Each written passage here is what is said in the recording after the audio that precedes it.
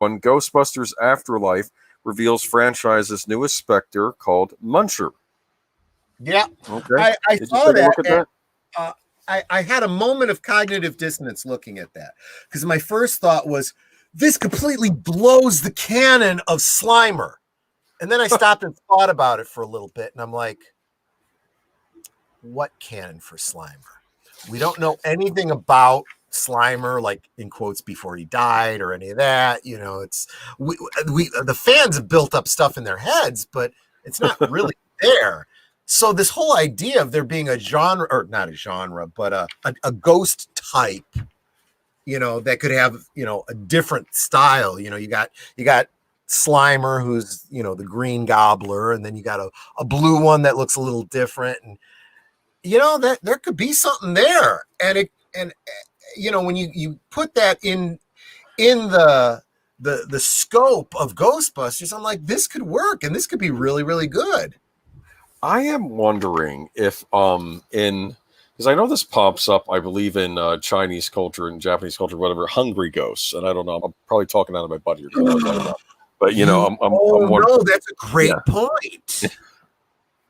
You know, and I wonder if that's what type of monsters these are, or ghosts are. One of the great things about Ghostbusters, for as goofy and silly as it was, the ghost talk was not just stuff they were pulling out of their asses. Dan Aykroyd knew what he was talking about, and researched it. Like, you know, ectoplasm. That was a thing, you know.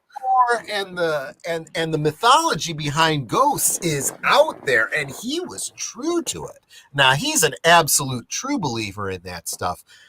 I'm not prepared to say how much I feel about that, but I honestly believe that if there's, you know, if there is a source, be true to that source, and he absolutely is. I love that about the Ghostbusters. They threw all that out in 2016, but it is kind of looking like they're going back to that. And by you making that connection, that just makes me feel even better about this.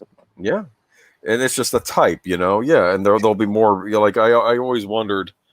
It's funny. I remember the Ghostbusters game on the Sega Genesis, and they had different they had all the ghosts from the movie in it, but they had different origin stories for it. Like they had the Stay Puft Marshmallow Man in there, but they didn't go with the Gozer line for him, right? So instead, the Stay Puft Marshmallow Man was a man in real life who ate so many Stay Puft marshmallows that he died. You know. And it was kind of neat. They had like different, because they used they had original ghosts in the game, but of course they would have Slimer in there and the Stay Puft because they were like well, you would have to, right? Because after the Gozer incident, that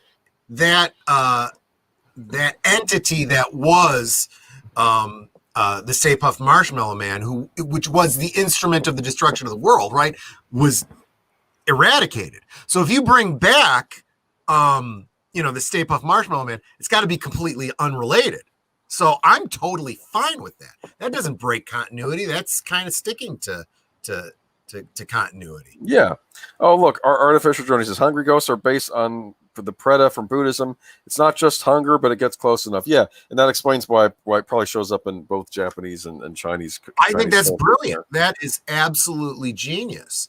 But and I love that whole idea of digging into real world. Now they'll probably come up with a fictional book that they, you know, pull from or something like that. That's fine. But I love the lore behind, you know, real Ghostbusters. And I don't just mean real Ghostbusters the cartoon. I mean real Ghostbusters, anything prior to 2016. You know, I got from I got the new Ghostbusters kit that comes with the patch and the you know, business cards and the book for rookie Ghostbusters, and it talks about the different types of ghosts, and it's totally complementary to the role-playing game, which totally fits with what you see in the cartoon. Oh, I remember the role-playing game. Yeah. You know, and it talks about, you know, type 1, type 2, and so forth. And, you know, it defines them and what they are and gives you the general, I mean, just like you would if you were a naturalist and you were talking about types of animals and how they're related and families and phylums and genuses. They have this kind of a schema for Ghost too. So yeah, I'm kind of fired up about this. And again, this is the way you do a sequel, you know. Also, though, I'm going to say that they're pushing it off again. It looks like the release date. I think this is another one that was mentioned in that article we talked about at the top of the show. And I do think they are looking for a bit of a bailout on this one. Hopefully, again, that means they're going to take their time and make sure that it's good. But this is how many years after the movie that it's a sequel to. So there is no hurry to get it out there. It's not like, we got to put out a movie every 2 years, in order to, no, this is fine. Well, I'm going to say this. This gives me a little bit more hope for this movie. I mean, I like the description. Muncher has 6 arms, legs, blue skin, and numerous wrinkles, which, they say makes him look like a stunt double for the caterpillar from Alice in Wonderland. Yeah. I like the fact that the ghosts look different. Okay, yeah. that gives imagination. And back to Norma says hungry ghosts are more about greed than gluttony. If you look at it in terms of the 7 deadly sins, so that's interesting. You know what's funny? Nintendo made this game called Yokai Watch. It was like I think it was compared to as being like Pokemon, but you collect ghosts, right? And they did Nintendo does these streams where they show off their products, right? So they had one of the guys who works for Nintendo, like he goes into this meeting room, right, and he sees a big thing of donuts, and then like they have one of the ghosts from the game called Hungry Grandpa, like it's hovering over him and it gets into him, and he just starts eating all of the donuts, and then the president of Nintendo America comes in, hey, I got us some snacks for this long meeting. Bill, what did you do, Bill? And like all the donuts are eaten up, and that's where I got the idea of Slimer, It just made me think of the Treehouse of Terror where Homer dies and goes to hell, and he gets pushed into a machine that feeds him donuts and just keeps shoving them into his mouth. And there's a machine that opens his mouth and closes it. And he's more. I remember that. That's what reminded me of that. Was like, what you're not supposed to be enjoying this more. No.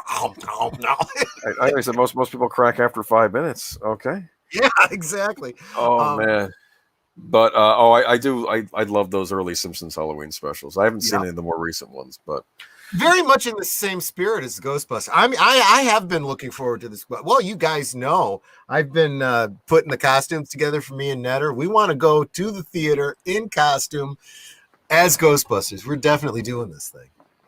Yeah, and so no, that'd be cool. You got to show off those costumes when you put them on or whatever. Oh, absolutely.